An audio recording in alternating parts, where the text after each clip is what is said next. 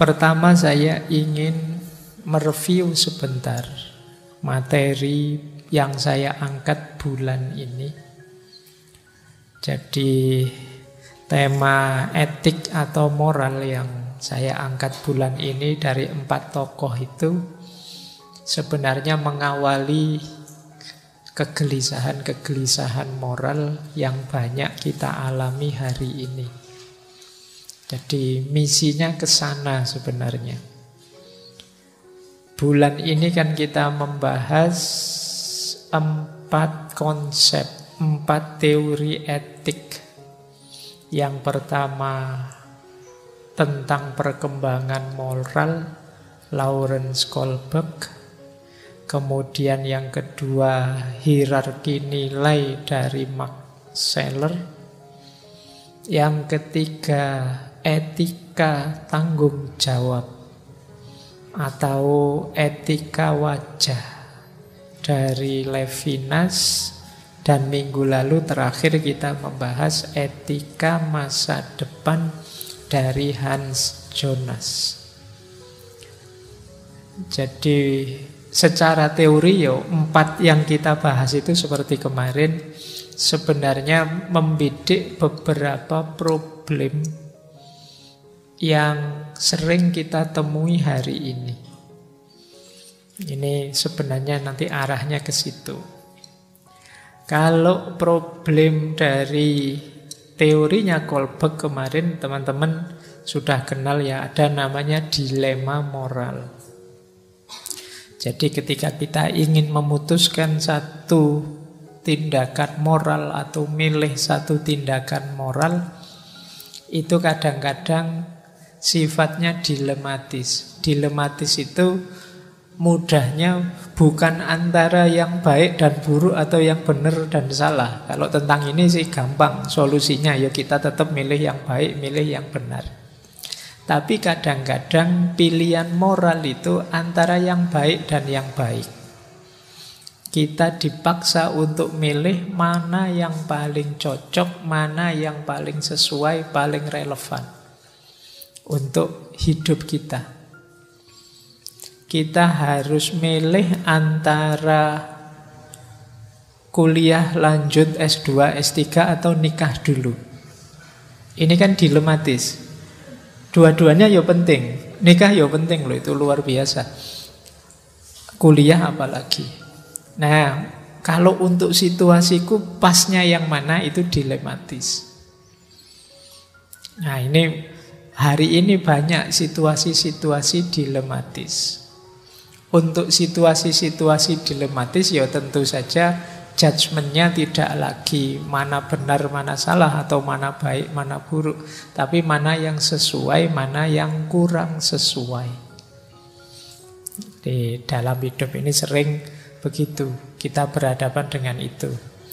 Lawrence Kohlberg punya teori perkembangan moral itu untuk menunjukkan kadang-kadang orang salah milih dalam dilema moral ini.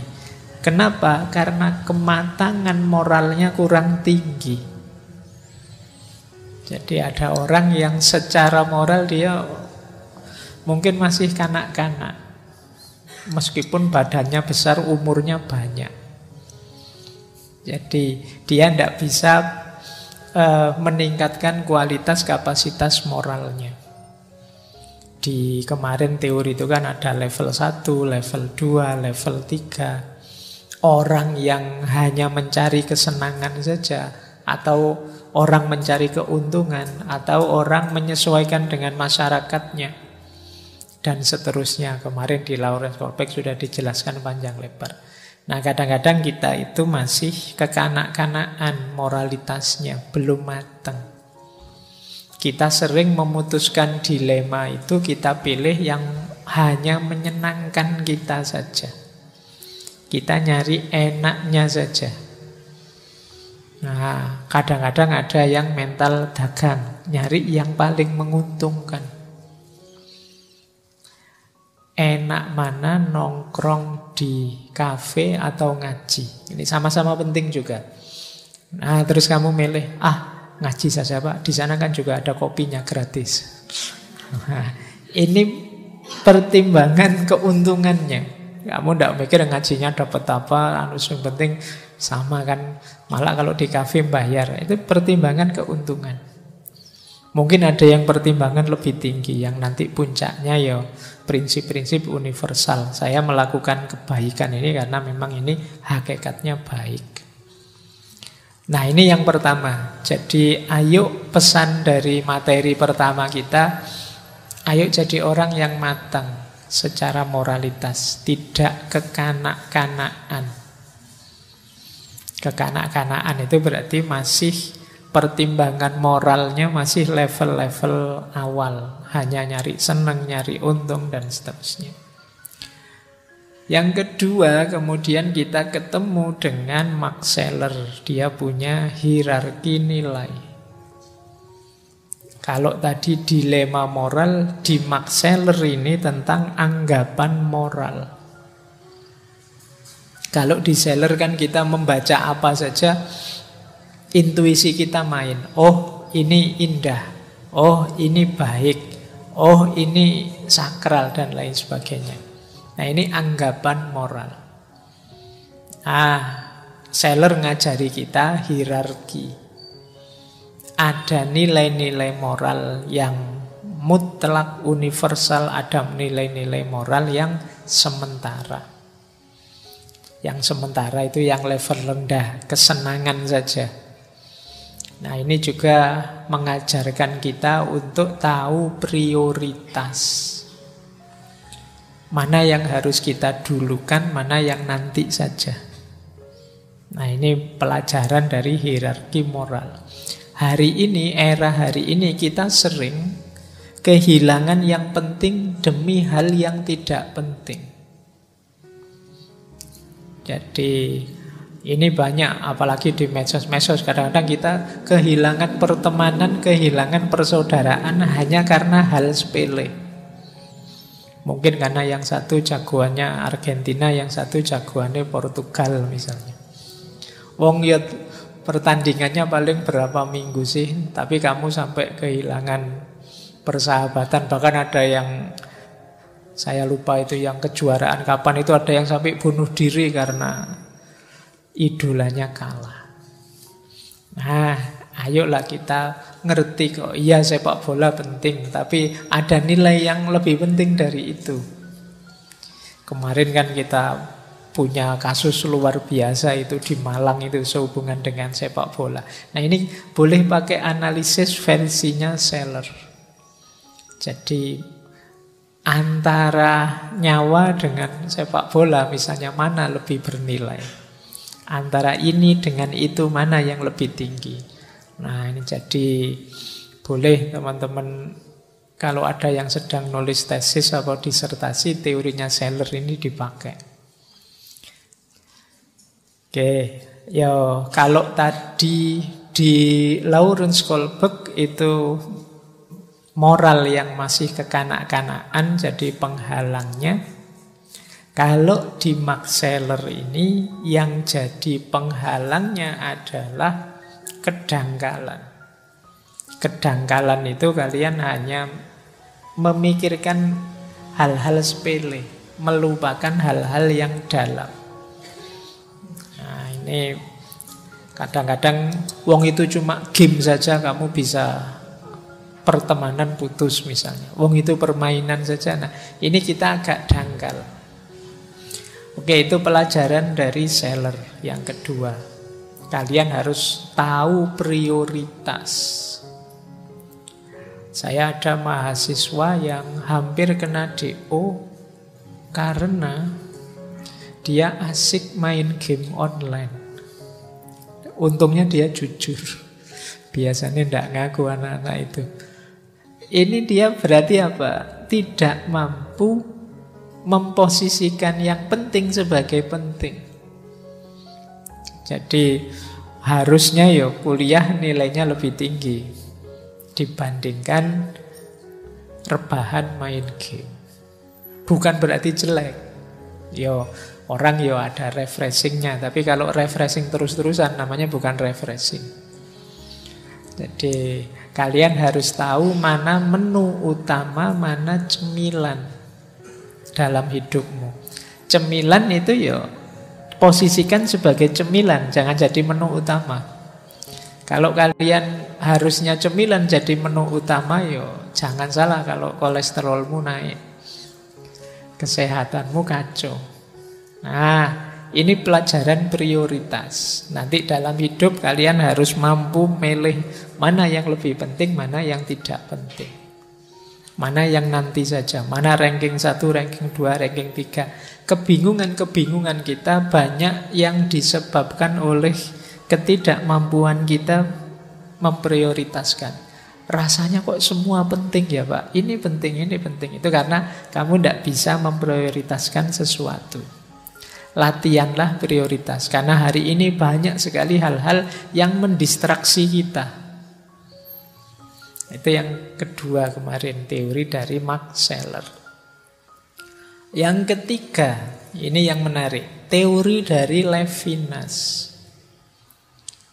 Teori yang mengajarkan kita untuk jadi orang baik kepada sesama dengan etika wajahnya.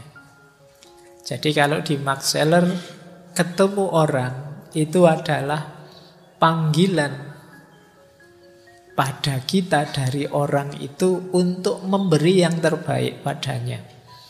Ini teori ini menarik. Karena banyak orang menganggap orang lain itu mengganggu kita untuk jadi diri kita apa adanya. Tapi justru di Levinas ini orang lain adalah jalan bagi kita untuk jadi orang baik. Ketemu siapa saja yang ada di pikiran kita, apa yang terbaik yang bisa aku lakukan untuknya. Jadi ini jalan kita untuk jadi orang baik. Kalau kita kadang-kadang bingung gimana ya cara jadi orang baik, posisikan saja orang lain sebagai sosok yang harus, kalau bahasanya Levinas, kita layani. Jadi begitu ketemu siapa saja, wah kok ketemu teman ini ya, di depan teman yang ini kira-kira apa yang terbaik yang bisa aku lakukan, yang bisa aku persembahkan untuknya. Ini yang disebut etika wajah. Begitu wajahmu muncul di depanku, yang ada di pikiranku apa yang terbaik yang bisa aku berikan padamu. Nah, ini kalau saya omongkan gini ringan ya. Tapi kalau dijalankan ya abot. Kenapa orang itu cenderung egois? Dia selalu yang dipikir dirinya sendiri. Etikanya Levinas menantang egoisme kita. Nah, orang itu belum terbukti kebaikannya yang sejati sebelum kelihatan kebaikannya di depan orang lain. Kamu kan tidak bisa ngaku, Pak aslinya saya itu baik kok Pak, cuma tidak kelihatan saja. Tidak ono. Harus kelihatan dan itu kepada orang lain. Nah itu teorinya Levinas. Oke ya, ini menarik kalau kalian bawa ke mode hidupmu hari ini sehari-hari termasuk di dunia maya. Jadi termasuk pergaulanmu di media sosial. Jadi mungkin di level konkret dunia nyata kita mungkin sering berperilaku seperti Levinas ini. Ingin berbuat baik pada orang lain. Tapi kadang-kadang kita lupa kalau sudah masuk dunia maya. Nah nanti kita lihat ya, ada beberapa yang kita gelisahkan sehubungan dengan ini. Yang keempat, melanjutkan Levinas, sama-sama dari tradisi etik tanggung jawab. Ada minggu lalu kita angkat teori dari Hans Jonas, etika masa depan. Ini mirip dengan Hans Jonas, tapi dia minta kita, mbok yo kita itu ndak cuma mikir orang lain, tapi pikir juga masa depan. Ya ini mungkin sederhananya versinya Hans Jonas ya termasuk lingkungan, alam sekeliling kita yang nanti kita tinggalkan untuk anak cucu kita.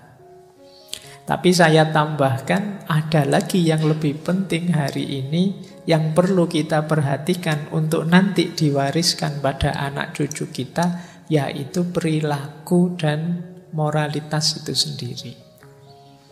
Belakangan banyak hal-hal buruk, hal-hal immoral yang diwajarkan, dinormalkan.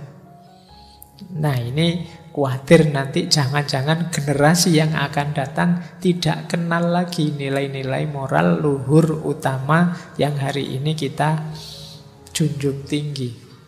Karena pelanggaran-pelanggaran norma moral kita normalkan, kita anggap biasa. Ini juga kita harus hati-hati. Tidak hanya menyediakan fasilitas sumber daya alam yang lestari untuk mereka, tapi juga sumber daya moralitas, nilai dan norma yang sesuai untuk mereka hidup. Nah, ini kalau bahasa kampusnya namanya lesson learn, 1 bulan ini. Bayangkan kalau ngaji ini sukses, manfaat, itu kalian jadi sosok yang mampu mengatasi dilema moral, mampu menetapkan prioritas hidup, yang mampu mendorong dirimu sendiri berbuat baik pada sesama dan melakukan perbuatan demi anak cucu kita. Oh, itu sudah luar biasa materi 1 bulan ini.